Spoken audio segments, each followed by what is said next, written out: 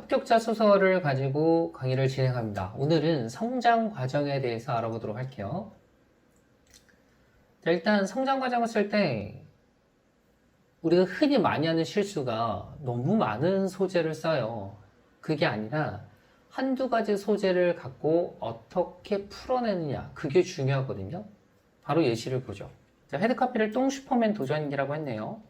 자, 어렸을 적부터 몸이 약했던 탓에 바깥 활동을 많이 할 수 없었습니다. 부모님께서 괜찮다 하셨지만 체력이 곧 의지가 될 수 있음을 알고 3일 밤낮을 졸라 중학교 1학년 여름방학부터 운동을 시작했습니다. 쿵후를 배우고 싶어서 처음 찾아간 도장은 바로 태권 도장이었습니다.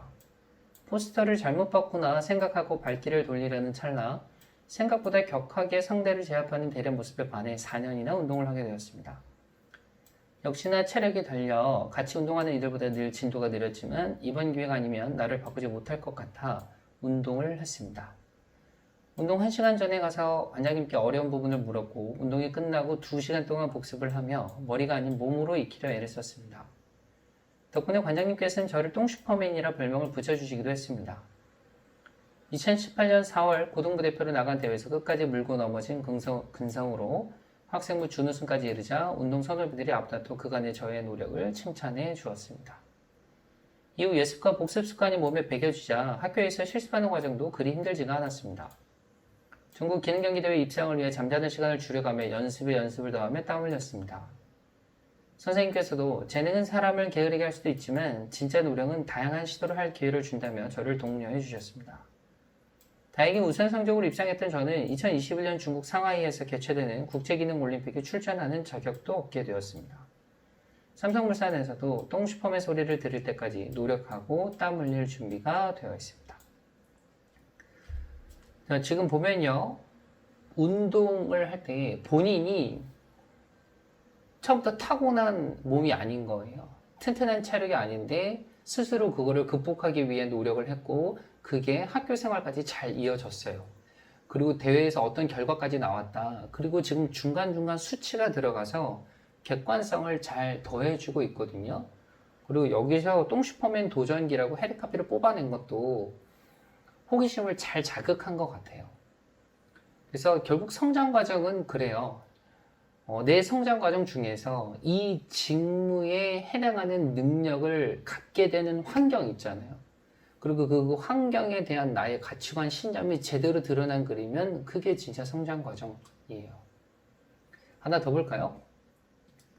두 번째는 책, 작품, 그리고 somewhere이라고 제목을 정했는데 보통 이제 성장 과정을 쓰면 주위 사람, 특히 엄마, 아빠, 또는 이모, 삼촌, 친구, 위인 이렇게 많이 하는데 꼭 그렇게가 아니더라도 책 속에 나오는 사람, 또 내가 봤던 작품에 나오는 사람, 그리고 somewhere, 어떤 환경에서 제가 배운 부분도 도움이 된다면 쓸 수 있어요. 이것도 예를 한번 들어볼까요? 자, 강원도는 감자가 아니라 과학 이렇게 했네요. 자, 여름과 1월 1일이면 찾아오는 관광객들을 제외하고는 별일 없이 조용한 강원도 동해에서 태어났습니다. 따로 놀거리도 많지 않았던 탓에 언제나 제 관심사는 책이었습니다. 부모님도 그런 제가 기특했는지 늘 책장에 책을 채워주는 것으로 제 즐거움을 더해주셨고 저는 특히 과학과 관련된 책에 마음을 뺏겼습니다. 외가가 서울에 있어 가끔 도시로 나올 때면 이모 삼촌 등을 졸라 과학 잡지를 사서 밤새 읽기도 했습니다. 그렇게 학년이 올라가면서 광범위했던 과학에 대한 관심이 전기공학이라는 한 가지 분야에 집중되기 시작했습니다.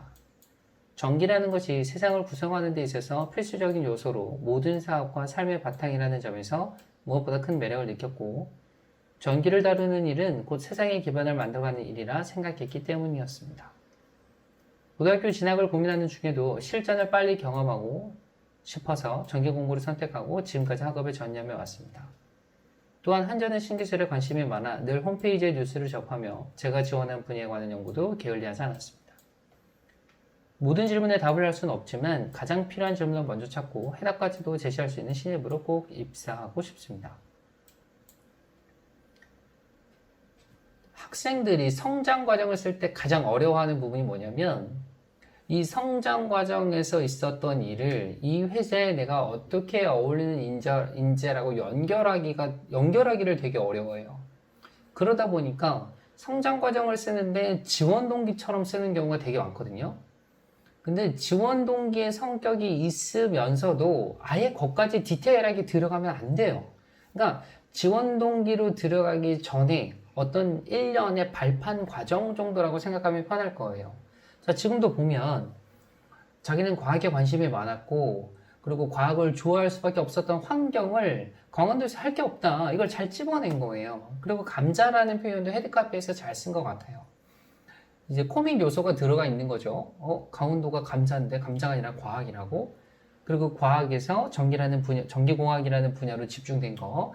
그리고 거기서 이제 한전의 스마트 기술까지 이어지는 게 성장 과정 스토리도 잘 되어 있고, 지원 동기로 넘어가는 과정에 있어서도 브릿지 역할을 잘 해주는 것 같아요. 다음은 연결고리입니다. 연결고리라는 건 제가 앞에서도 잠깐 언급을 했지만 성장 과정을 쓸 때 성장 과정에서 나의 이런 부분을 말하면 좋을 것 같다. 이게 어필하기에 좀 내가 있어 보이는 것 같고 괜찮은 사람인 것 같다. 이런 걸 쓰는 게 아니에요. 회사에서 원하는 인재상이 있다 그랬잖아요. 그 인재상하고 연결고리가 되는 걸 써야 되는 거예요. 예를 들어 볼게요. 실천하는 지혜. 꽤 괜찮은 삶이라 생각했던 우리 가정에 큰 아픔이 있었습니다. 보증을 잘못 쓴 탓에 처음으로 부모님께서 싸우는 모습을 보았고 저희는 지하 월세방으로 이사를 해야 했습니다. 하지만 저희 아버지께서는 생각보다 침착하셨습니다. 오히려 시간이 더 많아졌다고 좋아하시면서 틈이 날 때마다 동생과 저를 데리고 도서관에 가서 책을 끼고 살다시피 했습니다. 저희 형제도 처음에는 도서관 근처 놀이터에서 놀다가 주위 형 누나들이 너도 나도 책을 가까이 하자 어느새 그들과 함께 독서를 하고 있었습니다. 아버지는 독서도 좋아하셨지만 저녁을 먹고 나서 서로 읽었던 책에 관해서 토론하기를 좋아하셨습니다. 그리고 제 얘기에 귀 기울여 주셨습니다. 다시 영업직부터 시작했던 아버지는 곧 재기에 성공하셨고 그 이후로도 토론 시간은 계속되었습니다. 다만 인생을 미리 아는 것도 좋다면서 일하면서 있었던 얘기를 조금씩 곁들여 토론에 임하셨습니다. 그리고 책에서 읽은 지혜를 현실에 어떻게 적용하는지도 말씀해 주셨습니다. 채점을 해야 정답을 확인할 수 있듯이 도전을 해야 과정과 결과의 옳음을 알 수 있다는 아버지의 지론을 바탕으로 저는 공부를 해왔습니다. 자본주의 꽃이라는 영업을 제대로 배우기 위해 공모전을 준비했고 기업마케터 4회 입상과 함께 중소기업의 CEO들을 만나서 직접 인터뷰를 하는 등 많은 경험을 할 수 있었습니다. 이론과 경험을 지혜롭게 사용하는 것이 아직 서툴긴 하지만 이 또한 배움의 과정이라 생각하고 오늘도 정진하고 있습니다. 자, 지금 이 글도 보면 처음 자기가 어려웠다는 이 부분이 있잖아요. 이 부분이 조금 길어요. 차라리 이 부분을 많이 줄이고 아버지가 가르쳐줬던 그 영향력 그리고 그걸 내가 어떻게 적용해서 어떻게 기업 마케터 사회 입상을 했는지 그리고 CEO들을 만나기 위해서 내가 어떤 과정으로 도전을 했는지 넣었더라면 훨씬 더 좋은 글이 되지 않았을까 싶어요. 그래도 제가 이 글에서 칭찬하고 싶은 건 직무와 연결고리가 너무 잘 맞아 떨어진다는 겁니다. 그래서 합격했겠죠. 그래서 여러분 연결고리를 잘 찾으세요.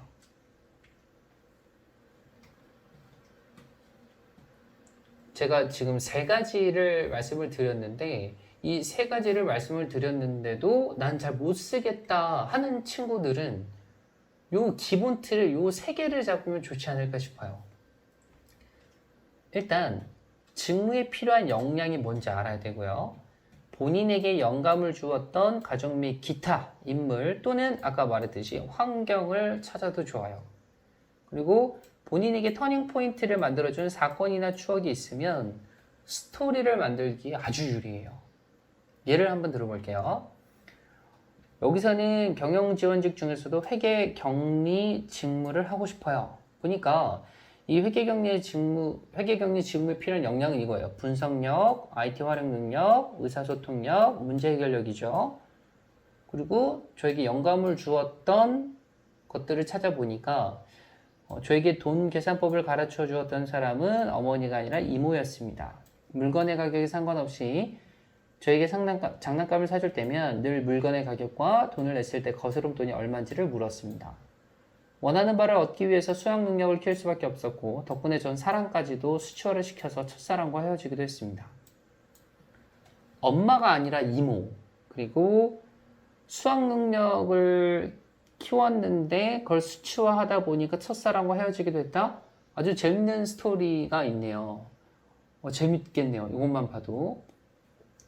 그리고 본인에게 터닝 포인트를 만들어준 사건이나 추억 볼게요. 어머니께서 간암 일기를 판정받고 입원했던 시절 하고 싶은 일 목록을 수첩에 늘 적곤 했습니다. 그럼 전 몰래 그 수첩을 보고 어떻게 그 일을 이뤄드릴까 아이디어를 제 수첩에 따로 적곤 했습니다. 내가 적은 글들 때문에 실제로 내가 하는 일이 체계적으로 이루어지는 걸 보면서 저는 다른 어떤 일을 계획할 때도 자신감이 생길 수 있었습니다. 자, 지금 이 둘 중에 하나를 골라 쓰는 건데 저는 지금 둘 다 스토리가 괜찮은 것 같거든요. 근데 지금은 이제 개요만 쓴 거기 때문에 이걸 어떻게 글로 풀어내느냐 선택을 해서 나는 이 개요를 풀어내는 게 훨씬 자신 있다를 선택해서 쓰면 되겠죠. 어떻게 썼는지 볼까요? 제목이 6년간의 기록이네요. 자, 여러분 지금 헤드카피 보면 궁금하지 않아요? 6년간의 기록이 뭐였을까? 헤드카피는 무조건 호기심이에요. 이 소제목을 보고 나서 그 다음 글이 궁금하네 안 궁금하네가 아주 많은 걸 좌우해요. 한번 볼게요.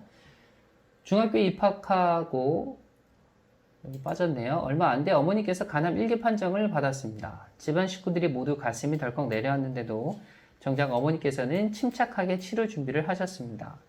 입원하고 나서도 늘 수첩에 뭔가를 적으며 연신 미소를 잃지 않으셨습니다. 엄마, 뭘 그렇게 적는 거야? 한번 볼래? 그렇게 받아든 수첩에는 병이 낫고 나서 하고 싶은 일들이 빼곡히 적혀 있었습니다. 집에 오는 길에 저는 바로 수첩을 사서 어머니가 나으면 해주고 싶은 일들을 적기 시작했습니다. 그렇게 메모를 시작한 것이 어느새 6년 정도가 되었습니다. 글쓰기를 생활화했던 덕분인지 저는 글짓기 부분 관련된 상도 많이 받을 수 있었습니다. 더욱 뿌듯한 건 계획을 세워 실행하는 덕분에 최소한의 오류를 할 수 있었던 활동들이 많았던 겁니다. 병도 완치된 지금 어머니는 엑셀을 가르쳐달라며 안 가르쳐주면 돈 주고 학원에 가겠다고 저를 협박 중입니다. 협박에 늘 약한 저는 지금도 엑셀 공부 중입니다. 지금 회계정리에 필요한 부분이 다 나왔죠. 노트, 메모, 그리고 엑셀 하고 있다는 거. 은연중에 자기가 엑셀 전문가라는 걸 강조하고 있죠. 여기도 마찬가지 이 전체 글자 수가 어떻게 되는지 모르겠지만 엑셀 말고 어머니한테 가르쳐주는 엑셀 말고 이걸 활용해서 내가 어떤 부분에 도전을 해봤다라는 글까지 하나 있었다면 더 좋지 않았을까 하는 아쉬움이 있지만 어찌된 건 스토리와 자기의 능력 연결고리가 잘 이어지는 이야기 같아요. 자, 그럼 여기까지 이제 합격 자소서로 볼 수 있는 건 전부 다 보여드렸고요. 정리를 한번 해보죠.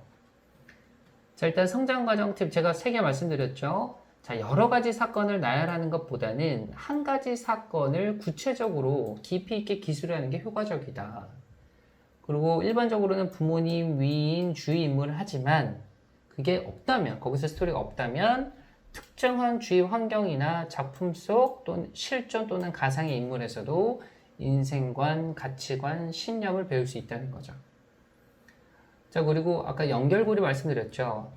직업이나 직무와 연관성이 있는 사건에 더 비중을 둬야 돼요. 예를 들면 그게 게임 회사라면 성실하신 아버지보다 국내외 게임 랭킹이나 게임 광인, 형제 자매 스토리가 훨씬 낫다는 겁니다.